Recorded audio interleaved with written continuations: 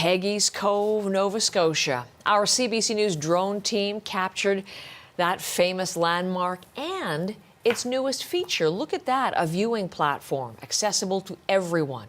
Open now, and if you visit, it will allow you to get right up close to the ocean safely and take in what is the most photographed lighthouse in the country, or so they say. How many times have you been there, Brett Ruskin? I bet you can't even count. I can't even count, no. And how many photographs have I taken? I mean, today, like count. 20? Exactly. But yeah, no, I can let you know that there's not many views like this in Nova Scotia, not many views like this in Canada. Peggys Cove Lighthouse here, and a new place to experience those views there. You can see just the tip of that platform, but a couple of things that I can point out. You can see how it extends out over the rocks that are quite, obviously rocky and undulating up and down. So if you use a wheelchair, it's obviously difficult to get out close to get a good view. And so you can see there's some mesh along the side there, so no matter what height you are viewing Peggys Cove Lighthouse at, you will get a good view now with this new platform. So let's talk about this platform. Opened yesterday, major project that took place over the last number of years, and a lot of it is built and is supported on an area that was kind of a car turnaround spot that was just pavement. Then everything else is cantilevered out over top of the rocks to not disturb the area beneath it. So I spoke with the head of the architectural firm that designed this new structure. Here's what he had to say.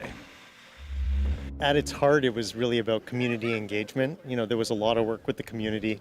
We were also playing with, a landmark that isn't just the most well-known thing in Nova Scotia. It's one of Canada's jewels.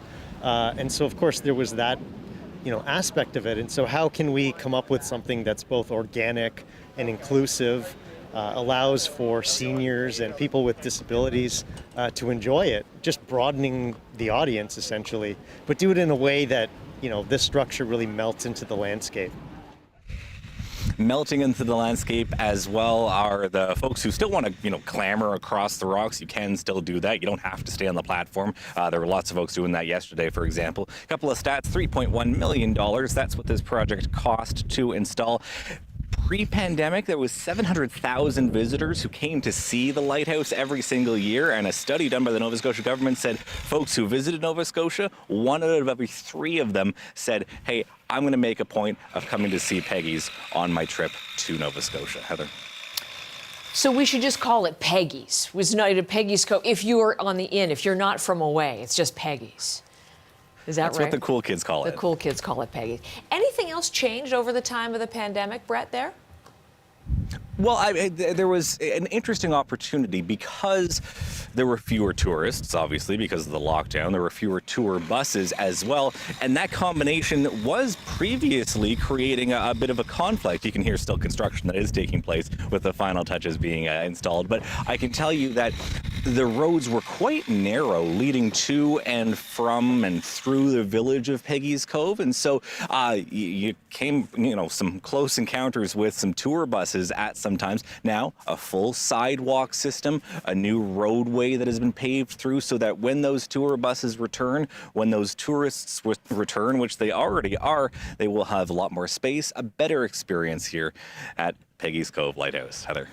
Thank you, Brett. Thank you for taking us there. It's always, even just to visit through the screen, it's always great to be there at Peggys Cove.